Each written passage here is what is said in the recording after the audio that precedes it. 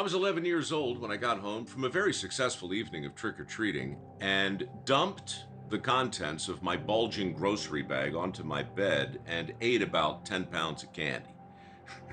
It was a bacchanalia. There were tasty cakes, ring dings, ho-hos, candy corn, licorice, $100,000 bars, Snickers, Three Musketeers, Zag Nuts, peanut butter cups, more candy corn.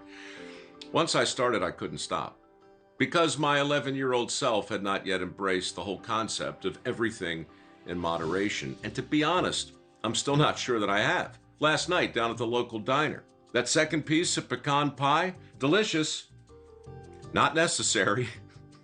Anyway, this episode of How America Works is all about American sugar and the incredible amount of it we consume every single year. Relax, there'll be no lectures, no sugar shaming in this episode. Just an honest look at how big sugar is and the impact it has on our economy overall and what it takes to satisfy our nation's insatiable sweet tooth. Along the way, you'll meet a few of the men and women on the front lines of this multi-billion-dollar industry, and you'll see firsthand what they do to make sure that you and I have the option of indulging ourselves from time to time with the occasional slice of pecan pie or two. This is How America Works.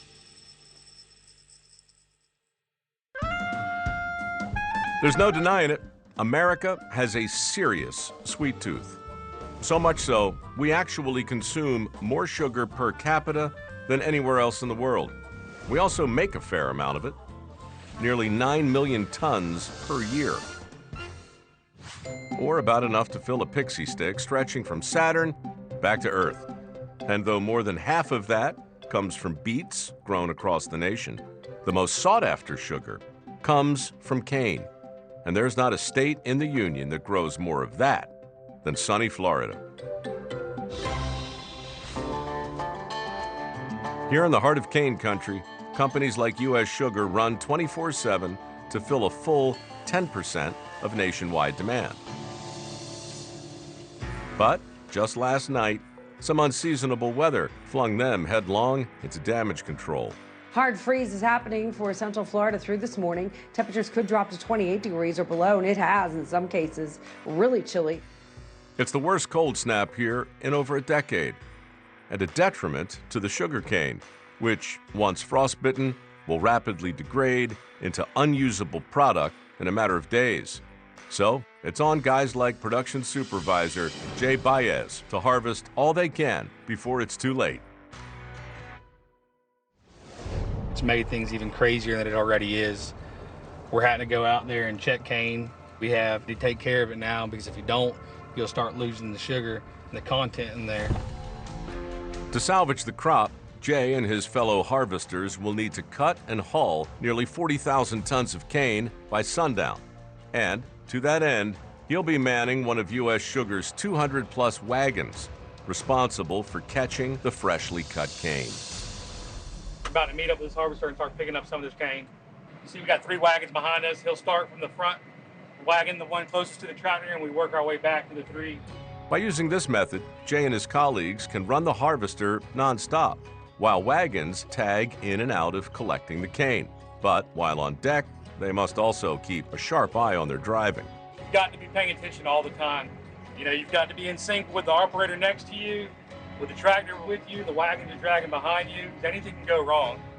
Lucky for Jay, his latest run has gone off without a hitch. And with 3 wagons now brimming with sugarcane, it's time to shuttle it to rail cars waiting nearby. We actually haul all of our cane to the mill via train. We load the cane into the back of there, and they go to the mill and they dump them there.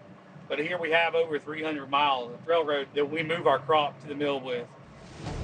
That 300 miles of railroad also comes equipped with 32 loading stations. And once at the nearest one, it's simply a matter of transferring Jay's latest haul.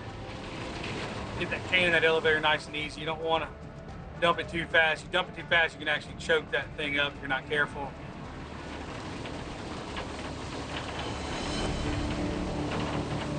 Now we're all done. We're going to get off this ramp and head back to the field and go get in our load.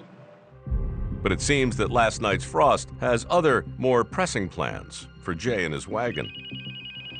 Hey, man. I know you're busy, but we got a block it's got to go today, man. It's degrading very fast, so. All right, sir. No, we'll take care of it.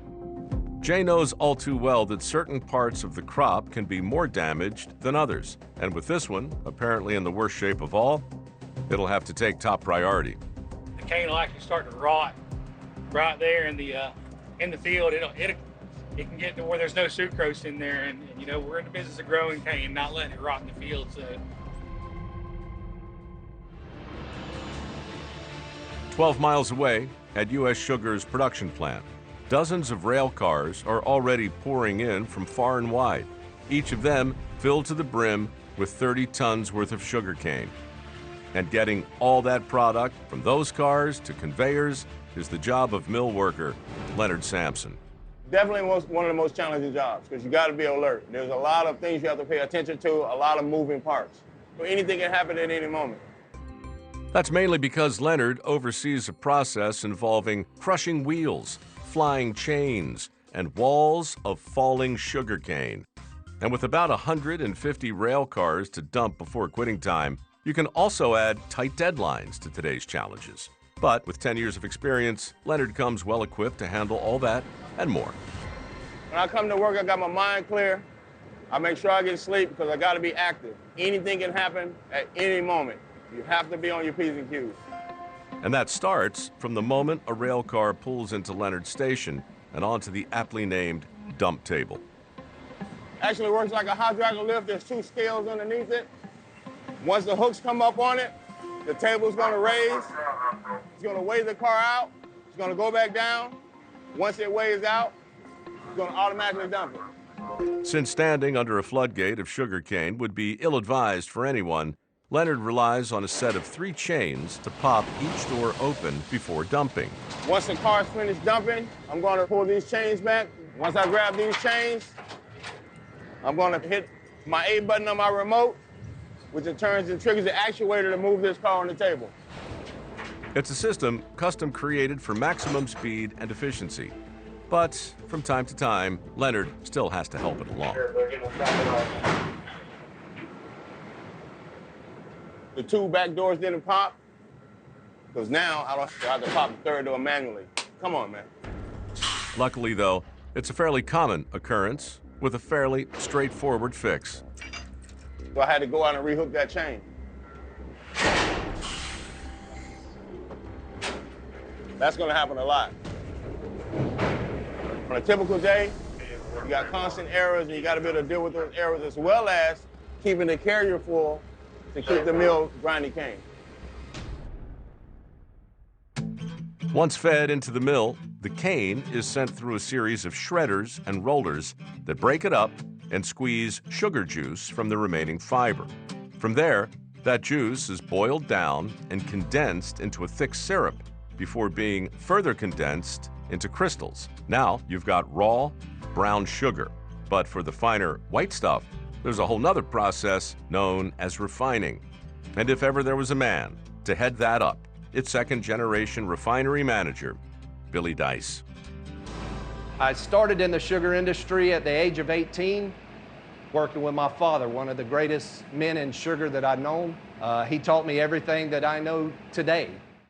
For Billy, that education started with the basics of how sugar is refined. And that works something like this. First, raw sugar is mixed with hot water to produce what's known as liquor.